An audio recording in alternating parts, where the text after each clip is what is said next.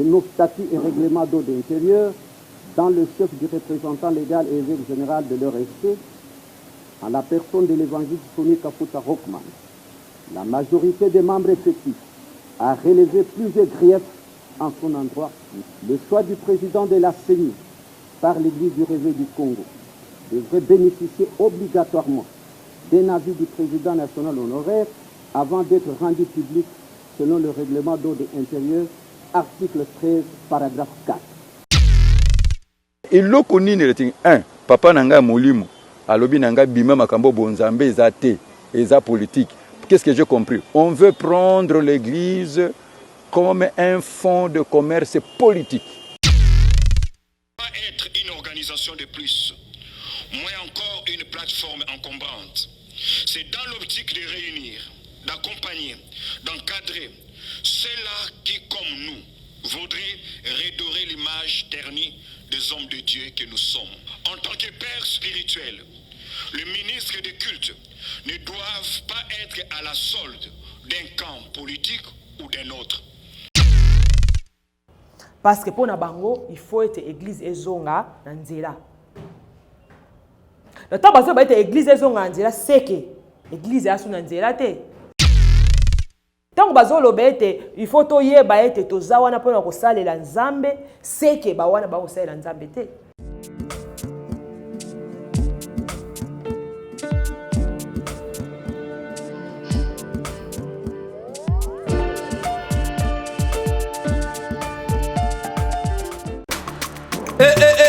Mwana mama kobuka na te yoka lisolo mama Gisnovitz yene coach ya loposo ya nzoto na bino aye na bakisi oyo ezotraite batampo banduta babokona ndenge na ndenge oyo epesaka mbindo mpe bosoto na kati ya nzoto na bino lokola poche des yeux ride na elongi vieillissement oprofite na cash ne okoma kobomba elongi okoma koyokela nzoto na osoni kobuka na te luka kaka mama Gisnovitz okozonga lekeleke mwete ku mama na ngai babi mama Gisnovitz azo soigner nyonso etali loposo ya nzoto na bino yo muto betela batampo esala keza mvete silaka te elonye nzuluka ekoma lokoma mutu batume na depo makala yaka po toyebi docteur aza kaka moko coach aza kaka moko kozwa ye eza nango facile aza mpe na Facebook WhatsApp basite nyonso ya internet soki olingi ozwa baproduit na ye livraison nango eza partout dans le monde tobeta www.gisnovitz.com azosala pe compte YouTube tobenga biso awana plus 44 74 24 025 737 na bwaneli lisusu plus 44 74 24 025 737 balapa.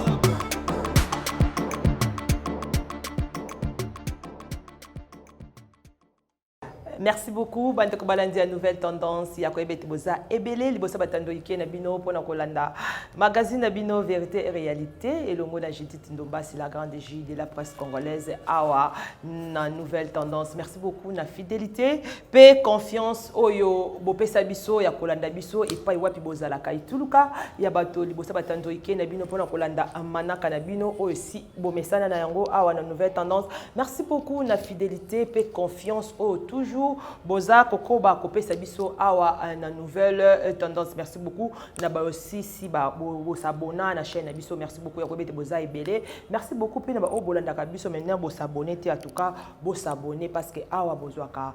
ba information vérité et auto kitaka si l'intérieur to vérifier pour na kopesa bino. Merci beaucoup l'équipe technique eza d'accord nanga. Merci beaucoup à Jordan Panzu na régie. Merci beaucoup à Gédéon oyo aza derrière caméra. Merci beaucoup aussi à couleur basile. Merci beaucoup aussi na baba son bozala kawana po na kolanda biso ya koyebete boza etuluka libosa batando ike na bino tika to pesa bino. Merci Patrick Musala biso to pona ko pesa bino information oyezoleka awa na mboka nanga République démocratique du Congo topé na mboka aya bapaya tika to bana magazine biso mokolo lelo toye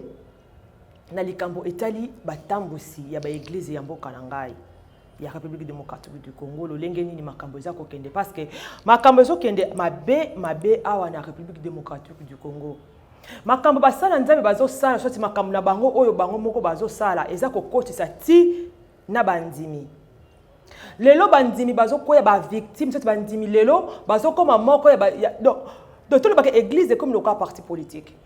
Mais église na biso la République démocratique du Congo. To lo belango. Et comme vraiment le cas parti politique, donc bato église contre bato église yo.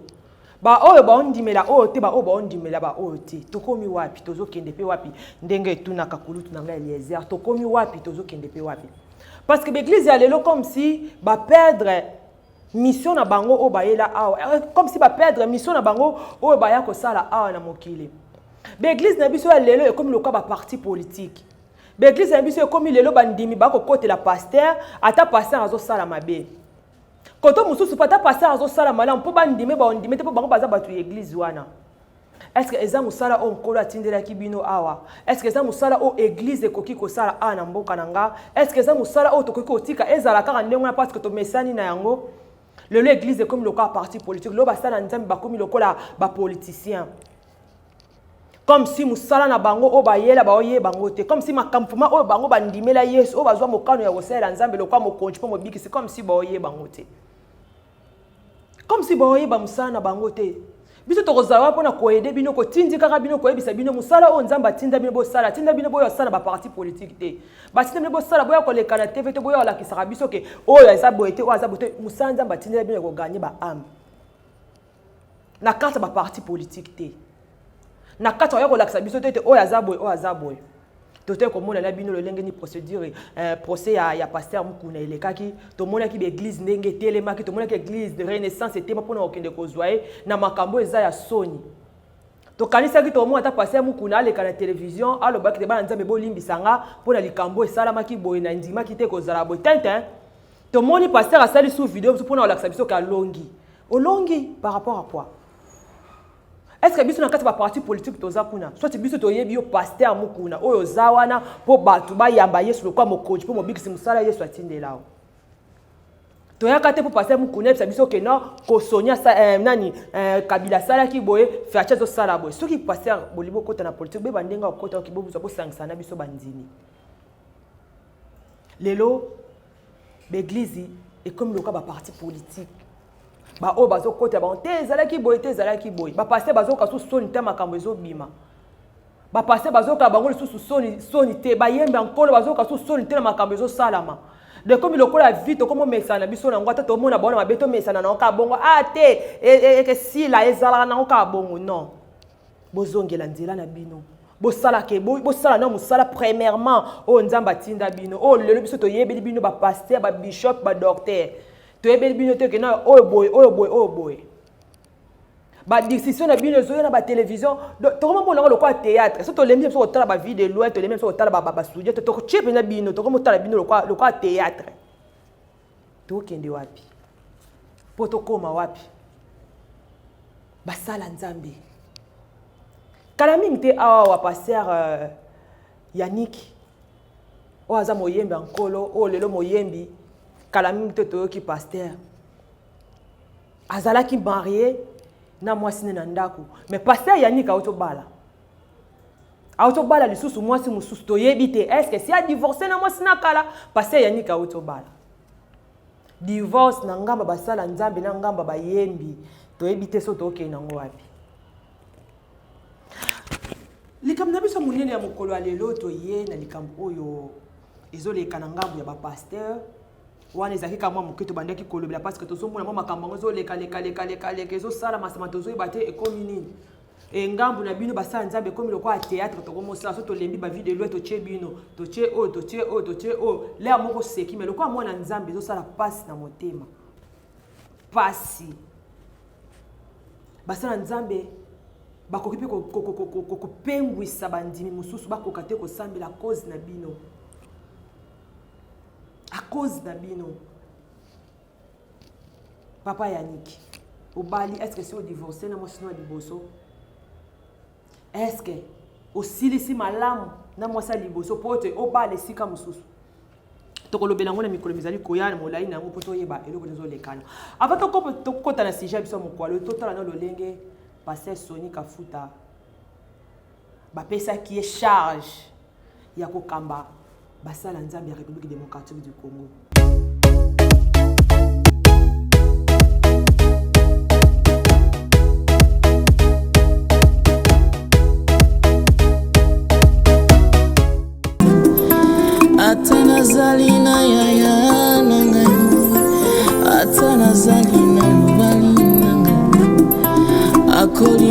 te lokola Yesu Yesu nanga wa mikolo nyonso Oh ya ya ya ya Oh ya ya ya ya Api nanga se ya ya Tikanga na kangama na Elika nanga Oh ya ya Makasi nanga Oh ya ya Yesu makasi Oh ya ya Sema bilokota seyo Oh ya ya Fatimela la la kate Yesu Oh ya ya Makasi makasi Oh ya ya Yesu ngani. Peu importe le temps que je traverse.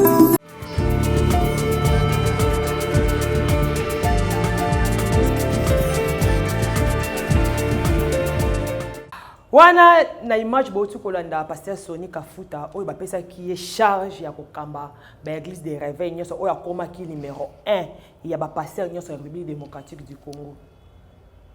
Abandi kokamba na kati ya kokamba na to yebi biso nyoso ndenge esukeli. Pasteur Soni tozomona nde ba video na ba émission na ndenge aza ko expliquer ba longoli ye na lolengo esengela kite ba longola ye. Balongoli ye balandi mibe côté na ndenge règlement na bango o basala ke senga ki passer sonner ba émission na ba vidéo nyo soyi bozo ka ndenge aza kolobela bino moko botiaki ye nanu kutu mandat isilité balongoli pasteur Soni modèle pe balongoli lié basala nzambe pona passer Soni zo benga ngo ba beti coup d'état na kati wana passer Soni na monokone aza kotanga kombo ya passer Kakenza basanganaki bayokani balongola pasteur Soni mais tozo yeba te pasteur Soni balongola lié likambo nini est-ce ezaka likambo ya kotia motambusi ya Sénat oyo peuple boyaki to ezana likambo susu sima na yango pona pasteur Soni bolandela ba vidéo boko yokande pasteur Soni aza kolobete akanisi pona ye aza komona te balongoli ye poete aza Mkongo balongoli ye parce sengeli na ye te Mkongo akamba mboka akamba église de réveil. Est-ce que toko kamba mboka oyo yo? Soki président na biso aza muluba, il faut battre so azana si wana bazala ka même ekolo na ye. Soki président na biso aza mungala esengi ba oyo pe ko kamba mboka bazala pe ka mungala. Pasteur Soni akolela akoloba ba vidéo na ye nyonso ba ninga na ye ba betie coup d'état po ba longola ye. Pour remplacer na moto mususu. Mais to vanda ki pe biso to vanda ki to ko zela nani ya ko remplacer pasteur Soni parce que pasteur Soni balongole to za ko yeba pena source ya likambo balongole pasteur Soni te. Kaka pona malonda ou bien pona likambo mususu soit makambo mususu eza na cesse to ko yeba te. Même mikolo mutu ko leka to za ki surpris to moni ba vidéo e bimi. C'est l'élection na bango ndenge c'est parce que pasteur Sonia baki a participer na ngote a kozala pété ba bossa na pe kombo na ye na kati ya lisanga wana pasteur a eu décision alors bisoki alongwe ata akutani na Kakenza ata akutani na nani na nzela ba kopesa na kambote te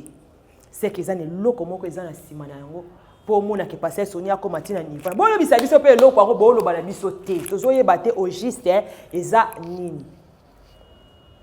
au juste eza nini.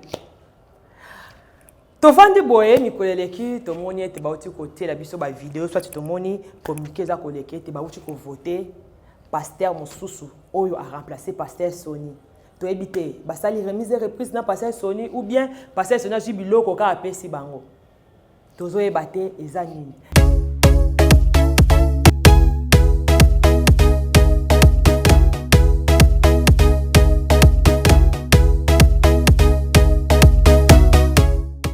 Fatigué de cette situation, la majorité des membres effectifs de l'église de réveil du Congo tapent un point sur la table et haussent les tons. Ils accusent le représentant légal de l'ERC d'insoumission au pouvoir public et aux lois du pays, notamment en allant déposer le procès verbal de la désignation de Ronsard Malonda à la tête de la CENI à l'Assemblée nationale.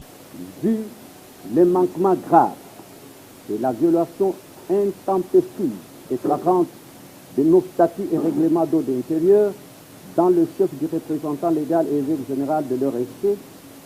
en la personne de l'évangile Sonny Kafuta Rockman, la majorité des membres effectifs a relevé plusieurs griefs en son endroit. Le choix du président de la CENI par l'Église du Réveil du Congo devrait bénéficier obligatoirement d'un avis du président national honoraire avant d'être rendu public selon le règlement d'ordre intérieur, article 13, paragraphe 4. Ce comportement susceptible d'entretenir un climat de conflictualité parmi les différents organes de l'RSC est une violation de l'article 9 du règlement d'ordre intérieur et nécessite une exclusion pure et simple. Et ces fidèles de l'église de Réveil du Congo qui ont destitué à ces jours l'évangéliste Sonny Kafuta portent également à sa charge le non-respect des tests régissant cette église qui dispose que dans un délai de 30 jours après investiture, le nouveau président doit présenter son comité au ministère de la Justice, chose jamais concrétisée par l'évêque général de l'ERC. L'inexistence d'un secrétariat exécutif officiellement installé depuis son investiture, le 13 juillet 2019, le représentant légal excelle en gestion dictatoriale de l'institution par l'absence totale du comité administratif de l'exécutif national ou secrétariat exécutif officiellement installé dont la composition devrait être déposée au ministère de la Justice dans le mois selon l'article 12 des statuts de l'ERC. Ici est de noter que ces membres effectifs de l'ERC ont mis sur pied un comité en vue de préparer la tenue de l'Assemblée générale extraordinaire dans un bref délai.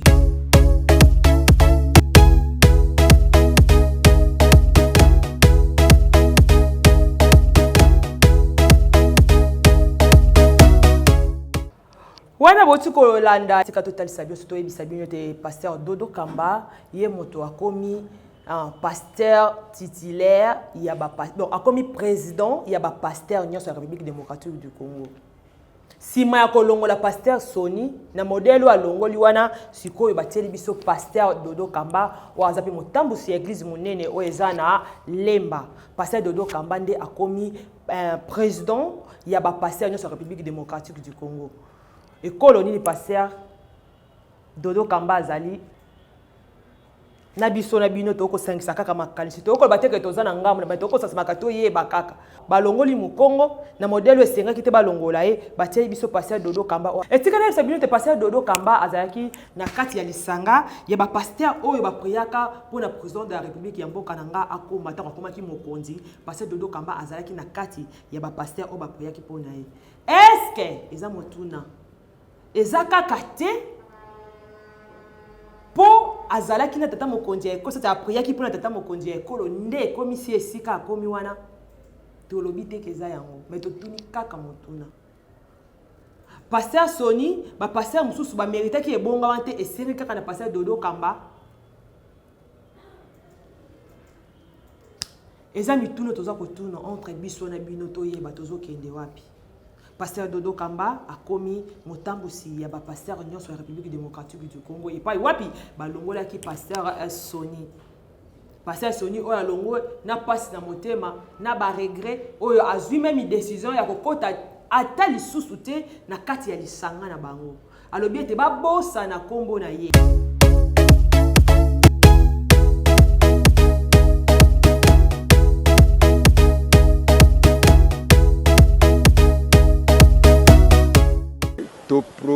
Matisier, archevêque général, mais ils ont titre honorifique, ils ont en fonction mon côté. Aux hommes, père qui est impliqué dans les cambos mon côté, sauf que ngana qui consulter. Mais il y a quelque chose qui s'accuna, alors il y a des initiateurs, les pères et anini, l'église, peut à côté qu'elle a représenté bisoti à côté en retraite quand on a 95 ans. Bozaba journaliste nazako pesa bino ba document yango sikoyo ngai na lobaka polele na bimi na makambo na ke kolakisa ye Albert Kankenza oyo bando sabato Sonny c'est mon ami c'est mon frère abi si je pouvais épouser une femme na quelque chose sonné comme ça na ezali ba flatterie parce que les actes sont révélateurs les londe na yoku komona yango tango tozongi tokoti na bureau na kuti pe nani Chibumbu na ebisi alobi kitala makambo oyo Chibumbu ça est-ce que bien ngwa na yebi yango te na lobi naza ko nani ko suspendre albité so ko suspendre et ko humilier ye abisi Chibumbu démissionne na bina au travail na nani ndape singai Emmanuel Kasadi ozomona nde wana makambo sandenge nini e bandi makambo bandaki d'abord avant balingi basala nini assemblée moko bati ya nini avis esimbaka te donc yango nazo sabino président avis donc yango nde nazo sabino nga monde nazali awa hein yoko na sabino bango balobi ki ba retirer ngai confiance na bango nga pe na retirer bango confiance na ngai ya libela na tourner page na scellé yango retirer confiance mais on continue toujours combattre car on se battre pour na poste wana na retirer bango confiance na ngai ya libela na tourner page pe na scellé yango 1 loko nazali membre fondateur ya l'Emirke naza ko benda pe na longoli kombo na ngai atake membre fondateur ya l'Emirke nazo longola pe kombo na ngai atake membre fondateur ya RSC ozomona donc ndenge ezali awo soki bakoluka mutu musu bakotia so bosala ndenge nini ça m'est égal na ebisu na lobi ke po eza na main noire eza na main noire na simawana bino bozo comprendre te ce qu'on a fungula bino eza na messe noire yango ezali nini ezali na ba confession religieuse na kati eza na soi-disant bato bazolo ba conseiller nini ya président eza na bango moko bandeko na ngai otelemi ngai na nini na kati na tunambele moko omule ba pasteur nyo somule ba telemi liboso wana nazaka na souffrir bopona ko pesa bango mbongo ya transport so to ena ba réunion mais le mbongo ba ju ya koleka na ba chaîne nyo so ko fute uti wapi oyebi na ko sabina na sabina ba SMS na ngai ba oyi ba musu ba alali na butu mulimu ekokite hein abando confesser koloba na yo ba nazana yango téléphone na ngai yango yango na biki telefone na ngai nini yango naza kolakisa bino po bomona hein makambo mais eloko nini le ting 1 papa na ngai molimo alobi na ngai bima makambo bonzambe eza te eza politique qu'est-ce que j'ai compris on veut prendre l'église comme un fonds de commerce politique.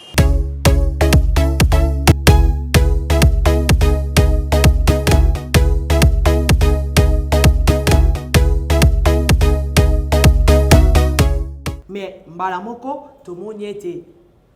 mapona mi salami na ngambo na bango organisation salami na ngambo na bango pasteur Dodo Kamba abimi motambusi ya ba pasteur nyonso ya mboka na ngai et toza komituna eza nini pour te pasteur Soni alongwa mandat na esili nano te directement alongwe bazui batieli biso pasteur Dodo Kamba oyo aza moluba et na babilili to mona kipe ke pasteur Dodo Kamba akopriaka na président tata mokonzi ekolo na ngai aza ko sambela pona est-ce que ça te yango te batieli wana po bala kisete yundo bongi wana Soni abongaki wana te ba papa to ko kende wapi ba pasteur ya mboka na ngato ko kende wapi na kata mbilinga o tozali na yango na kata mbilinga eza na ngambo na bino bokoki pe ko bongisa te esoki pe wana te eza na ba pasteur mosusu pe oyo ba boyi kokota na kati ya lisanga ya ba pasteur oyo ya mboka na ngai ba pasteur Dodo Kamba oyo aza ko kamba tango balongoli pasteur Soni eza ba mosusu ba boyi kokota na lisanga wana basali ya bango lisanga nzambe nanga na yebite oso wenge 4x4 to ezaka ba pasteur woka nde wenge panzana ka nde pe to moni ba pasteur ba panzani jiba ke na ngambu wera ke na ngambu Adolphe Dominguez na ngambu ba pasteur Dodo batikali boye koto boye to moni ba pasteur mususu ba bimi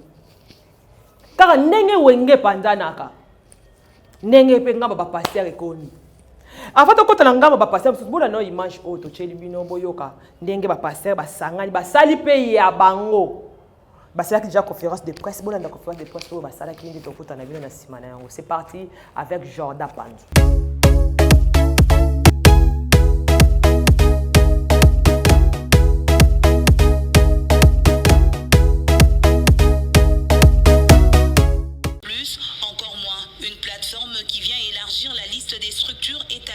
Dans le mouvement du réveil en RDC. Ce nouveau regroupement qui va naître très prochainement se veut un cadre de rassemblement et d'accompagnement qui va réunir les églises, les ministères, les femmes et hommes de Dieu congolais. Nous ne voulons pas être une organisation de plus. moins encore une plateforme encombrante. C'est dans l'optique de réunir, d'accompagner, d'encadrer ceux-là qui, comme nous, voudraient redorer l'image ternie des hommes de Dieu que nous sommes. En tant que père spirituel, le ministre des cultes ne doivent pas être à la solde d'un camp politique ou d'un autre. Nous devons veiller à ce que les questions politiques et politiciennes ne divisent ni l'Église de Dieu, ni ses serviteurs que nous sommes, car un jour nous rendrons compte à l'éternel Dieu qui nous a appelés au ministère. Dans l'exercice quotidien de leur apostolat, les pasteurs rencontrent différents problèmes. Ainsi, cette nouvelle structure mettra en place des initiatives de soutien communautaire. Aujourd'hui, aller jusqu'à vouloir créer une mutuelle de santé pour les serviteurs de Dieu, pour les pasteurs, ça sera une première, je pense. Aujourd'hui, l'État congolais nous reconnaît également comme non seulement une corporation, mais surtout une profession. Le fait de voir également comment est-ce qu'on peut aujourd'hui assurer aux pasteurs, aux hommes de Dieu, d'avoir accès à des cotisations au niveau de l'ex-INSS, ce sont déjà des choses qui sont très importantes. Cette structure qui va naître bientôt, va-t-elle se désolidariser de l'RSC? Ce n'est pas une structure de plus, c'est une structure qui vient pour répondre à certains besoins. Ce n'est pas pour briser une relation quelconque. Dérive morale, respect de l'éthique, la commission disciplinaire prévoit tout. Il y aura une commission parce que la règle doit être toujours devant pour essayer de corriger certains abus, certaines déviations et certaines choses. On ne peut pas résoudre tout par la prière. Il y a des choses qui peuvent être résolues par l'organisation. Cette conférence de presse était également l'occasion de prendre publiquement position contre les abus enracinés depuis un certain temps au sein de la société et de l'Église de la RDC en général et du mouvement du réveil en particulier afin de sauver l'image des serviteurs de Dieu.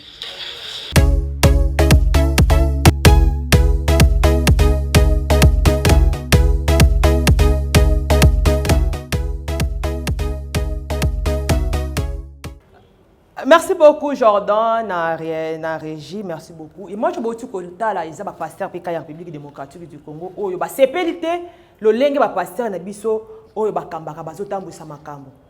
Ba sepeli na lo lenge wana te pona bango soko landi et le bel na bango bien. Eza ko la kisete ba pasteur bazotambusa ma lo lenge sengelité. Comme si bazo bungisa bana nzambe makalti, comme si bana nzambe bazo bate baza wapi. Ba passer ba continue makasi na kata politique ba bosani musala na bango o esenga ki na bango basala. Ba bosani nini ba yela awa na mokili. Ezate pona ko lakisa biso ke Yesu aza mokonzi pe mobiki siko doit charge ba pate pona bango wana eza lisute. Pona bango wana eza lisute. Wana boti kolanda eza conférence de presse ya ba pasteur pe kaka ya mboka nanga o ba sepelité lolenge makambo eza koleka na ngambo ya ba pasteur ya République démocratique du Congo na ngamba RSC lolenge makambo eza kotambusa bango baza d'accord na yango te ba boyi na bango kokota na lisanga wana soki ba loba bitenga ba boyi kokota na kati ya lisanga wana pona bango ba moni comme si lisanga wana eza libanda ya makambo ya Nzambe libanda ya nakolo bandido ça veut dire que bazali banda ya kotosa mibeko oyo baya ko sala na République démocratique soit ko ya ko sala ana mokili ya kozongisa bana Nzambe na nzela pona bango soko tali ndenge baza kolobela on dirait comme si ba passer wana analyse nanga comme si ba passer wana ba bungi nzela baza na kati ya nzela te bango baboyi kokota na kati na yango sima ya kolongola passer soni na mutu ya ba passer nyonso République démocratique du Congo basali oyo ya bango kala mingi te eko bima déjà wana bomoni ezaki conférence de presse o ba uti ko sala ya kola ki sabatu ete balingi basala lisanga ya ba pasteur ya bandimi ya bato nyonso oyo baza kondima Yesu aza mokonzi pe mobikisi na bango en plus ya kolanda mibeko ya nkolo lolenge nini bakokotambusa mboka lolenge nini bakokotambisa église siko tozoyi bate na kati ya balisanga so mibale wana tokozwa wapi tokotika wapi. Parce que pour na bango, il faut être église ezonga na nzela. Le temps bazo ba être église ezonga na nzela, c'est que église asu na nzela te. Tant bazo ba être église faut ezonga la mission na yango, c'est que ba o ba ko tambusa kuna baza na kati ya mission ya nkolo te soit ba mission na bango ezoyeba na lisute. Tant bazo lobete, il faut to yeba ete toza wana pona ko salela Nzambe, c'est que ba wana ba ko salela Nzambe te. seke wana bakosalela nzambe te. Donc kala mingi te lisanga wana ekobima tokomona yango biso nyonso lolenge nini ekozala wana ezalaki déjà première conférence de presse na bango basalaki mpona kolakisa ete baza kobanda ya bango makambo bakokɔta na kati ya lisanga wana te oyo lelo ekobotambwisa pasteur prophète Dodo Kamba oyo akomi na motu ya pasteur nyonso ya République démocratique du Congo, mais bango baza libanda na yango. Mais si bato sukisa pe analyse ya biso mokolo lobolanda lolenge nini bazalaki pe vidéo oyo ndenge baleka ki pona koloba te pa wapi pasteur Timothée Kabasele azalaki wana alimbola ki vraiment tina ya lisanga oyo basali elongo na docteur Sila Milele ye pa azalaki boyo ka pendenga limbola ki pona lisanga wana boyo ka bango moko ndenge balobi nde tokozonga pona kosukisa na bino magazine mokolo lelo.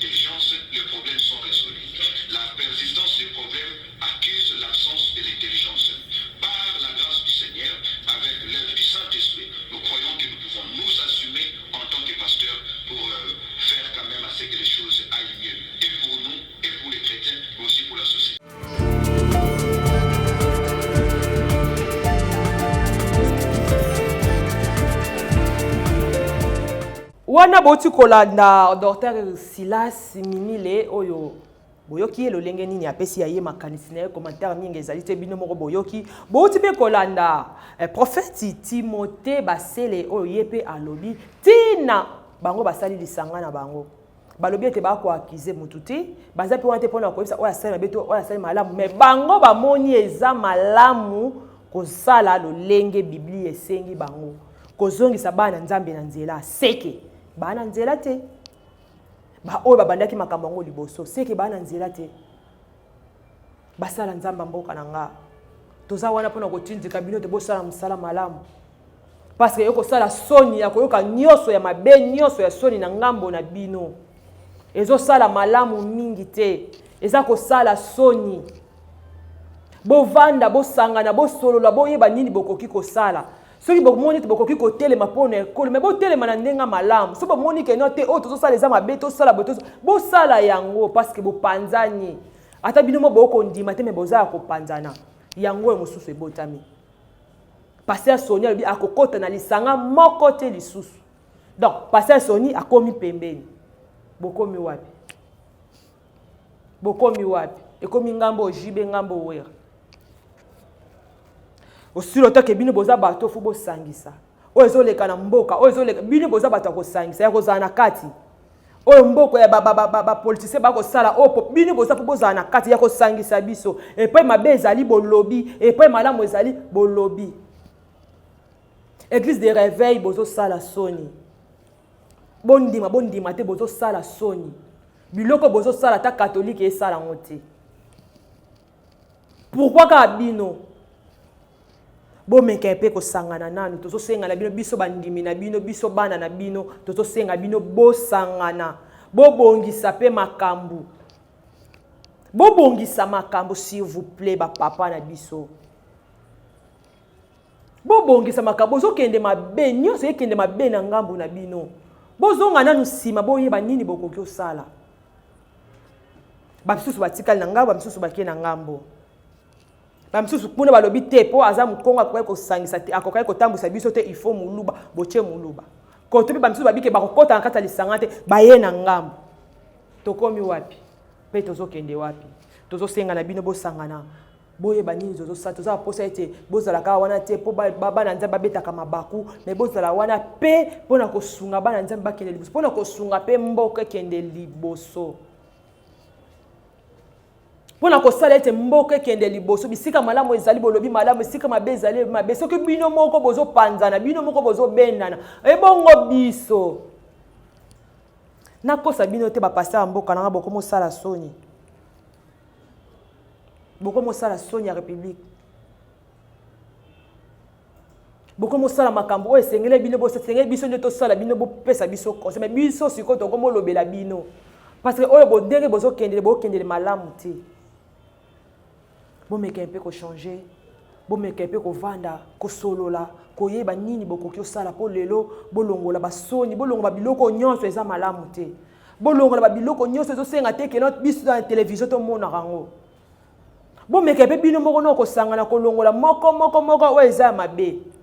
bo pesa image mususu bo pesa image asika.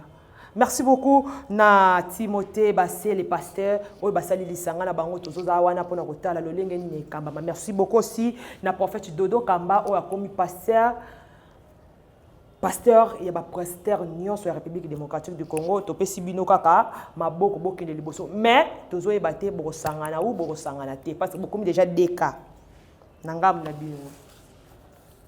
Merci beaucoup si na bandeko nyonso bolandi biso bo s'abonner ebele na nouvelle tendance. Merci beaucoup na Jordan Pandu aza na régie. Merci beaucoup na Gédéon oyo aza derrière caméra. Merci beaucoup na couleur basele. En tout cas tozoko bak toujours na bino ba information de bokozwango awawa et kozala malamu mingi. Merci beaucoup aussi à Yadjani Sita Tsunga Mputu Banga Mitora. Merci beaucoup à toi Yadjani Sita le gourou du temple. Merci beaucoup à toi Vie toujours na nouvelle tendance. Merci beaucoup à Josh Shongani Motomoro bien. Merci beaucoup à toi mon vieux. Tovandi Karato Kozela. Merci beaucoup. Yadonomba les parents, bonne santé et pas ouais poser souffrir. Menzambe Azala Nayo. Merci beaucoup à Jojo Abiba de Paris. Moi c'est Makasi. Et merci beaucoup à toi Jojo. Merci beaucoup aussi na Batonio Sobola d'Arabiso. Pourquoi pas Maître Lola de Bruxelles. Merci beaucoup à vous Maître Lola. Et merci beaucoup na Baïba Sobope Sabiso confiance et fidélité. Yakozana Biso. Et pas ouais bête ici Libaku Bolimbi Sibiso. Mais akara likambo ya mboka na ngande yango toza ko lobela epa wapi bomonde te tolobi mabe bolimbisi biso toza ka wana pona ko loba makambo masoma ko leka ana République démocratique du Congo. Merci beaucoup na fidélité pe confiance bo pesa biso botika la brancher na nouvelle tendance de tukuta na bino na mikolo mizali koya bye.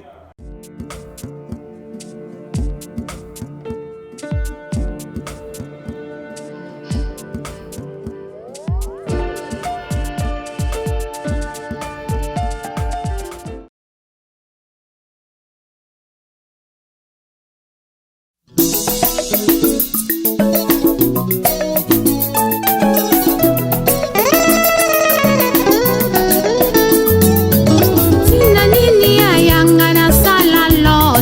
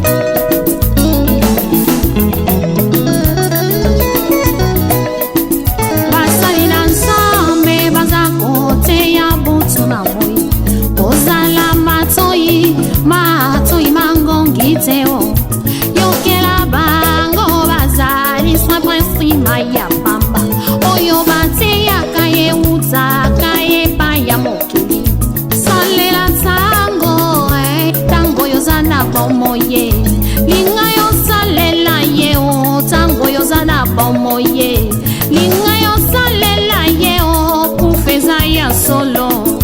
bunga ebeti na tempelo tangu ifweni yaya salela tango salela tango mbeko salela tango salela tango fami amadi mame amadi mame amadi mame kedika fumwe kedika fumwe yalilu solo pani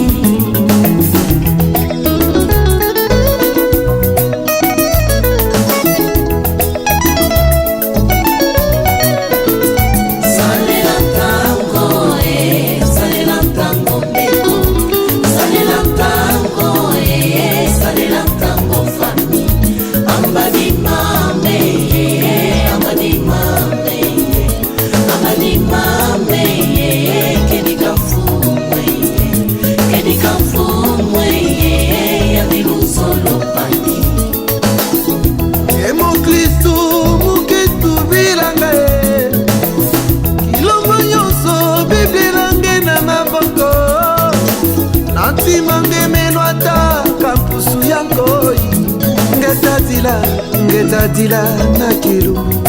na kilumbu ya suka zina nange ikelebe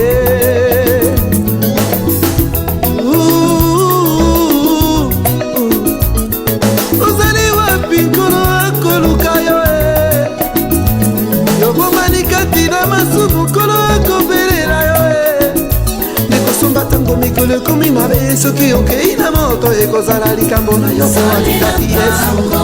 Masia salela tango mbeko salela tango salela tango fami amadi mame amadi mame amadi mame kedika fumwe yamilu solo pani mboka na mboka tozoyoka basango butunamo tozomona makambo kolo alakaki ye eza kokokisama ye rachetons le temps Jésus revient bientôt rachetons le temps Jésus revient bientôt Maranatha Maranatha kolo akoya Maranatha Maranatha kolo akoya